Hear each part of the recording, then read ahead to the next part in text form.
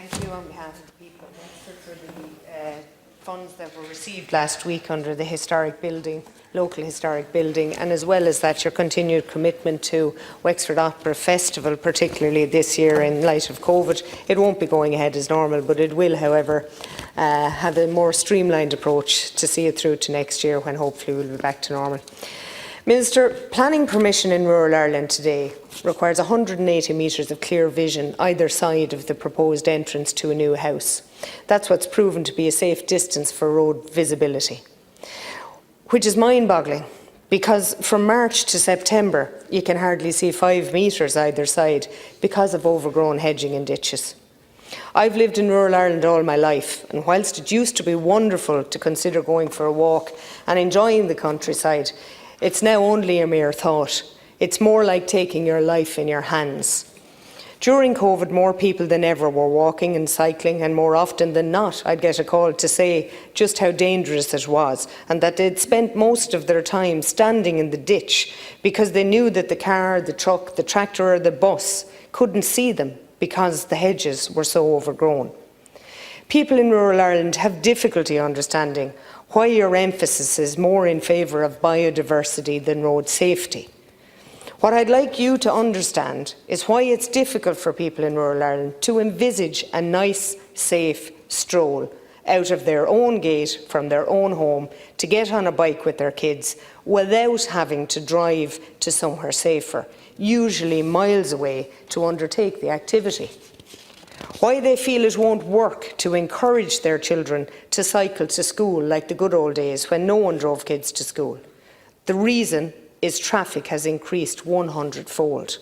Tractors, trucks and buses got bigger, and no one is safe on rural Ireland roads as a pedestrian because the hedgerows are not being maintained at a time when it is most required. Why they feel the Green Agenda doesn't tie up with road safety, and why most people in this position won't take the Green Agenda seriously. We've seen that in Dublin during the COVID. Cyclists were literally free from traffic. Safe cycling became a pleasure and not a hazard.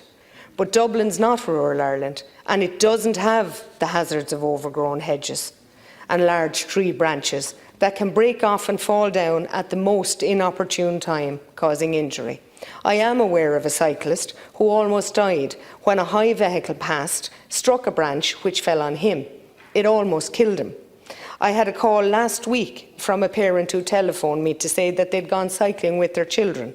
Their 7-year-old was cut to shreds by briars and brambles until finally a briar caught her clothing, in which case it pulled her off the bike and they had to return home, knocking her confidence indeed, but avoiding serious injury. It would be nice if city slickers were to understand that to avoid such briars means that you must cycle in the middle of the road, not something you wish to do in the countryside with respect for all road users. Roadside hedging accounts for 15% of Ireland's total hedgerows. We have more hedgerows than any other EU country per kilometre, but we have less cyclists and less walkers. And if you think why, I mean really think why, it's not because we're lazy, it's not because we're not bothered, it's because the roads aren't safe from a traffic visibility perspective for any mortal human being due to the lack of roadside hedgerow maintenance. The less time we have for hedge maintenance, the worse it's going to get. And if you take this year alone, a very wet winter, you've heard it from other deputies, it's going to change. But no one could countenance maintenance until the closed period actually started, which was March 1st. Lands were too wet, and to do so in those conditions would cause soil compaction. And Teagasc will tell you that poor soil drainage leads to poorer carbon and NOx sequestration in soils. Therefore, little or no hedge maintenance was carried out, and now with the beautiful weather we've had, which is not typical either, and the rain, we are in a growing spiral, which is actually out of control, and you can see the noxious weeds actually developing. And it's bringing us to the most dangerous time on our roads in the countryside. The most enjoyable part of the year will have passed when the close season ends, which I hope is without incident or fatality because of lack of hedge maintenance. Lack of maintenance on our hedgerows is counterproductive, as it means that they grow tall and grappy, and they cease to function as either a boundary or a shelter. A grappy hedge is no good to wildlife nor to biodiversity. These types of hedgerows will not serve as a habitat, nor will they provide shelter for nests or hibernation of native flora or fauna, and to state otherwise would be a fallacy. I wish it was different, but as I said, Ireland is different. We have more hedges to maintain. We have 85% that we need not touch outside of the close season, but we need to strike a balance.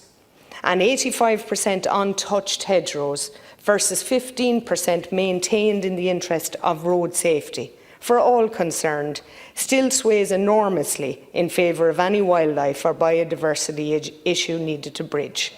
If the programme for government is to be taken seriously or to achieve its aims, then that balance must be now. Hedgerow maintenance is to a pedestrian or a cyclist what a seatbelt is to a driver, and safety is paramount to us all. Count Corla, I don't wish to hear from the Minister that hedge cutting is permitted for road safety reasons all year round, because that just doesn't work. If it did, I wouldn't be here putting any case to you for an extension, Minister. I hope the Minister understands that an extension of the allowed maintenance season would be a step in the right direction, one that ensures that we can all take pleasure from our environmental surrounds, but safely. I'm asking you, Minister, to ensure that you will use your discretionary power and your sense of balance regarding life and wildlife by allowing an extension to the season in August and March going forward for roadside hedge and tree management beginning this year.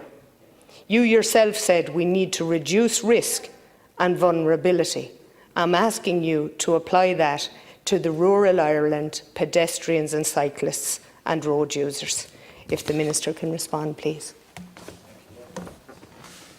Thank you, Deputy. And unfortunately, I'm going to have to disappoint you and say that say that it is allowed all year round for road safety purposes, and also that I don't have any discretion. The dates for the cutting of hedges are set down in primary legislation under the Wildlife Acts, as you know, and Section 40 of the Act prohibits the cutting, grubbing, burning or destruction of vegetation with certain strict exemptions from the 1st of March to the 31st of August. And there is provision in the legislation for some restricted exemptions from the prohibition during the closed period, for example, for works undertaken in the ordinary course of agriculture or forestry, for health and safety reasons, for the clearance of vegetation relating to road and other construction works, including the preparation of sites for development and in respect of works permitted under statute. And the Heritage Act 2018 included a provision whereby works undertaken for road safety reasons under Section 70 of the Roads Act were considered exempted works under Section 40 of the Wildlife Acts. And the reason behind this provision was to align the provisions of the Wildlife Acts with the Roads Acts, or the Roads Act rather. And Section 70 of the Roads Act, which obliges landowners to ensure that a tree, a shrub, hedge or other vegetation on their land is not a hazard to road safety. There's also a provision which allows the local authority to serve notices on landowners to undertake works such as, I'll just finish the sentence, Deputy, such as hedge cutting and clearance for safety purposes along public roads. Minister, you said you had no discretion. Well, what I would ask you to do is to consider, do you accept that it is unsafe as a cyclist or a pedestrian in rural Ireland with overgrown hedges, that it is actually a road safety issue? Would you accept that, Minister? Roadside hedge cutting always allowed for road safety purposes. So it's a bit of a paradox. Quite obviously the that question. isn't happening, and that's what I'm trying to emphasise to you, that you would use your own sense of reasoning and sensibility in order that the legislation should allow for an extension either side, so as that it may be undertaken in real time and completed. Thank you. Yeah. Deputy, just to be clear, the Wildlife Acts dictate when hedge cutting takes place, which is September to February, and the Minister, which is me at the moment, has no discretion. But roadside hedge cutting is always allowed for road safety purposes, and other hedge cutting is allowed for agricultural and forestry purposes. Sure. Now,